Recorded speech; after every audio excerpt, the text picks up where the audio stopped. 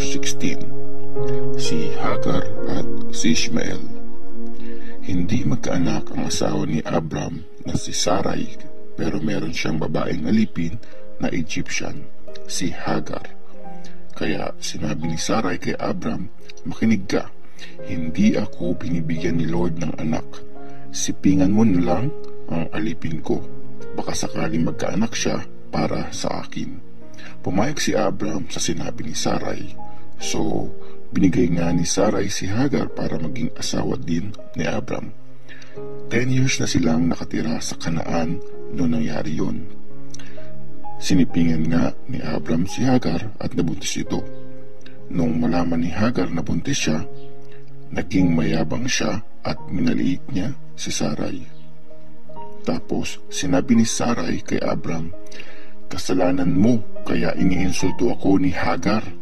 Binigay ko siya sa iyo para maging asawa mo.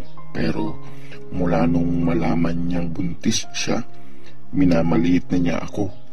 Si Lord na ang mag-judge kung sino sa ating dalawa ang tama." Pero sumagot si Abram, "Di ba alipin mo siya? Bahala ka kung anong gusto mong gawin sa kanya." Kaya minaltrato ni Sarai si Hagar hanggang sa lumayas ito. Nakita ng anghel ni Lord si Hagar sa isang bukal sa desert, sa daan papuntang Shur. Sinabi ng anghel, "Hagar, alipin ni Sarai, saan ka galing at saan ka pupunta?" "Tinatakasan ko po ang amo kong si Sarai," sagot niya. Sinabi ng angel ni Lord, "Bumalik ka sa amo mo at sundin mo ang gusto niya. Bibigyan kita ng maraming anak na di mabibilang sa sobrang dami. Batang lalaki ang pinagbubuntis mo at Ishmael ang ipapangalan mo sa kanya, kasi narinig ni Lord na umiyak ka at nahihirapan. Mabubuhay siya na parang mailap na donkey. Kakalabanin niya ang lahat at ang lahat ay lalaban sa kanya. Hindi niya makakasundo ang mga kamag-anak niya."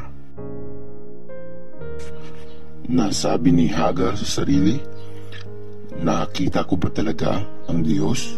Pero bakit di ako namatay?" Kaya si Lord na kumausap sa kanya ay tinawag niyang Diyos na nakakakita. Yun ang dahilan kaya tinawag na Ber-lahai-roi yung balon sa pagitan ng Kadesh at Bered. Pinanganak nga ni Hagar ang anak niya kay Abram. Lalaki ang baby at Ishmael ang pinangalan niya dito. 86 na si Abram nung time na yon. Genesis chapter 17. Ang sign ng kasunduan ng Diyos at ni Abram. Noong 99 years old na si Abram, nagpakita sa kanya si Lord at sinabi, "Ako ang Diyos na makapangyarihan sa lahat. Sumunod ka sa akin at lagi mong gawin ang tama. Gagawa ako ng kasunduan natin at bibigyan kita ng sobrang daming anak at apo." Dumapa si Abram sa lupa, tapos sinabi ng Diyos sa kanya, "Ito ang kasunduan natin. Pinapromise ko sa iyo, magiging tatay ka ng maraming bansa. Hindi na Abram ang pangalan mo kundi Abraham na, kasi gagawin kitang tatay ng maraming bansa. Pararamihin ko ang lahi mo at sa sobrang dami, magiging mga bansa sila. Yung iba sa kanila, magiging mga hari. Tutuparin ko ang promise ko sa iyo at sa mga susunod na generation ng lahi mo. Walang katapusan ang kasunduan nating ito. Magiging Diyos mo ako at ng buong lahi mo. Ibibigay ko sa iyo at sa kanila ang lupain kung saan ka nakatira ngayon bilang dayuhan. Forever magiging sa inyo ang buong lupain ng Kanaan at ako ang magiging Diyos nila." Sinabi pa ng Diyos kay Abraham, "Pero ikaw at ang lahat ng magiging anak at apo mo sa mga susunod na generation, dapat niyong tuparin ang part niyo sa kasunduan natin. Ito ang gagawin niyo. Dapat magpatuli ang bawat lalaki sa pamilya mo. at iyan ang magiging sign ng kasunduan natin. Tutuliin ang bawat lalaking baby 8 days pagkapanganak niya. Kasali rin sa tutuliin yung mga alipin na pinanganak sa bahay nyo at yung mga aliping binili nyo sa mga dayuhan. Tutuliin kayong lahat at ito ang magiging sign sa katawan nyo na walang katapusan ang kasunduan natin. Ang sinumang lalaki na di natuli ay hindi nakasama sa bayan ko kasi di siya tumupad sa kasunduan. Sinabi pa ng Diyos kay Abraham, "Huwag mo nang tawaging Sarai ang asawa mo. Sara na ang ipangalan mo ngayon. Ibibless ko siya at bibigyan kita ng anak sa kanya. Ibibless ko siya at magiging nanay siya ng mga bansa. Magkakaroon ng mga hari sa lahi niya." Dumapa ulit si Abraham sa lupa pero natawa siya nung naisip niyang pwede pa bang magkaanak ang isang lalaking 100 years old na? Mabubuntis pa ba si Sarah kahit 90 na siya? Tinanong niya ang Diyos, "Di po ba pwedeng si Ishmael na lang ang magmana ng promise niyo sa akin?" Pero sinabi ng Diyos, "Hindi. Magkakaanak ka ng lalaki sa asawa mong si Sarah at Isaac ang ipapangalan mo sa bata. Tutuparin ko sa kanya ang kasunduan natin. Walang katapusan ang kasunduang ito na aabot sa mga anak at apo niya. Pero narinig ko ang request mo tungkol kay Ishmael, kaya ibe-bless ko siya at bibigyan ng maraming anak at apo. Magiging tatay siya ng 12 na matataas na leader.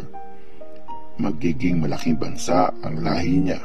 Pero yung kasunduan natin kay Isaac, kututuparin. Ipapanganak siya ni Sarah mga ganitong time next year." Pagkasabi nun, iniwanan ng Diyos si Abraham. Nung araw ding yun, sumunod si Abraham sa Diyos. Tinuli niya ang anak niyang si Ishmael at lahat ng mga lalaki sa bahay niya, pati yung mga aliping pinanganak doon at yung mga aliping binili niya. 99 years old na si Abraham nung tinuli siya at 13 years old naman noon si Ishmael. Pareho silang tinuli nung araw na yon, kasabay ng lahat ng mga alipin ni Abraham. Genesis chapter 18. Ang pinangakong anak kay Abraham. Nagpakita si Lord kay Abraham sa mga banal na puno ng Mamre. Tanghaling tapat nun at nakaupo si Abraham sa pintuan ng tent niya. Tumingala siya at may nakita siyang 3 lalaki na nakatayo malapit sa kanya. Pagkakita sa kanila, tumakbo si Abraham para salubungin sila. Tapos, dumapa siya sa lupa. Sinabi niya, "Mga sir, kung okay lang po sa inyo, tumuloy muna kayo sa bahay ko. Aasikasuhin ko kayo. Dadahalan ko kayo ng tubig na panghugas ng mga paa nyo. Tapos, magpahinga muna kayo sa ilalim ng punong ito. Magpapahanda din ako ng pagkain para may lakas kayo na ituloy ang lakad nyo. Malaking bagay sa akin na maging bisita ko kayo." Sumagot sila, "Okay, sige, ikaw ang bahala." Nagmadaling pumasok si Abraham sa tent at sinabi kay Sarah, "Dali, kumuha ka ng pinakamagandang harina, damihan mo at mag-bake ka ng tinapay." Tapos, tumakbo si Abraham sa mga alaga niyang hayop at pumili ng isang mataba at batang baka. Binigay niya yon sa alipin niya na agad naman yung niluto. Kumuha si Abraham ng yogurt at gatas. Kinuha rin niya yung karne ng baka, tapos sinerve ang mga yon sa bisita. Nakatayo lang si Abraham sa malapit habang kumakain ang mga bisita sa ilalim ng puno. Tapos nagtanong sila, "Nasaan ang asawa mong si Sarah?" "Nasa tent po siya," sagot ni Abraham. Sinabi ng isa sa mga bisita, "Babalik ako next year. Ganitong panahon din at may anak na nun si Sarah." Nasa bandang likuran nila si Sarah, nakikinig sa may pintuan ng tent. Sobrang tanda na noon ni na Abraham at Sarah at menopause na si Sarah noon. Natuwa tuloy siya sa loob-loob niya. Sabi niya sa sarili, sa edad kong ito, mai-enjoy ko pa bang sumiping sa asawa ko? Ang tanda na rin niya. Tapos, tinanong ni Lord si Abraham, bakit tumawa si Sarah at parang ayaw niya maniwala na magkakaanak siya kahit matanda na siya? Meron bang di kayang gawin si Lord? Sabi ko nga sa iyo, babalik ako next year sa ganitong panahon at magkakaanak si Sarah ng lalaki. Natakot si Sarah kaya nag-deny siya. Hindi po ako tumawa, sabi niya. Sumagot ang lalaki, hindi. Tumawa ka talaga.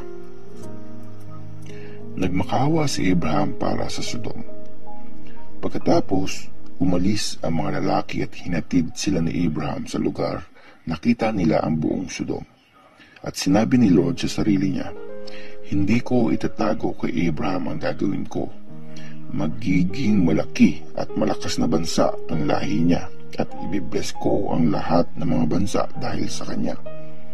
Pinili ko siya para ituro niya sa mga anak at sa buong angkan niya na sundin ako at gawin kung ano ang tama at patas. Pag ginawa nila yun, tutuparin ko ang lahat ng pinramis ko. Tapos, sinabi ni Lord kay Abraham, grabe ang mga sumbong sa akin laban sa Sodom at Gomorrah. Ang laklaki ng kasalanan nila.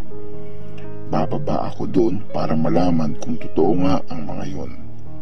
Tapos, umalis na ang dalawang lalaki at pumunta sa Sodom, pero nagpaiwan si Lord kasama ni Abraham. Lumapit si Abraham kay Lord at nagtanong, idadamay niyo po ba yung nabubuti sa pagwasak niyo sa masasama? Paano kung may 50 na mabuting tao doon? Wawasakin niyo pa rin ba yung buong city? Di niyo ba sila patatawarin para iligtas yung 50? Sure ako na hindi niyo idadamay yung mabubuti sa parusa sa masasama. Hindi kayo ganon. Dapat patas ang judge ng buong mundo, di po ba? Sumagot si Lord, kung may 50 na mabubuting tao sa Sodom, patatawarin ko ang buong city para sa kanila. Nagsalita ulit si Abraham, Lord, sorry sa sasabihin ko. Tao lang po ako, di ko dapat sinabi ito. Pero kung 45 lang ang inosente doon at hindi 50, wawasakin niyo pa ba yung buong city dahil kulang sila ng 5? Sumagot si Lord, hindi ko wawasakin ang city kung may 45 na inosenteng tao doon. Nagsalita ulit si Abraham, kung 40 lang po. Sumagot siya, para doon sa 40 na matuwid, hindi ko wawasakin ang Sodom. Sabi ni Abraham, please, huwag kayong magalit, Lord. Hihirit ulit ako. Paano po kung 30 lang sila? Hindi ko itutuloy ang balak ko kung may 30 na mabubuting tao doon. Sagot niya. Sabi ulit ni Abraham, Lord, sorry ang kulit ko. Kung 20 lang yung makita mong mabuti. Sumagot siya, hindi ko wawasakin ang city para sa 20 na yon. Sinabi pa ni Abraham, please huwag kayong magalit, Lord. Last na lang po. Paano kung 10 lang ang makita niyong inosente doon? Hindi ko wawasakin ang lugar na yon kung may 10 inosente doon. Sagot niya. Pagkasabi nito, umalis na si Lord at umuwi naman si Abraham.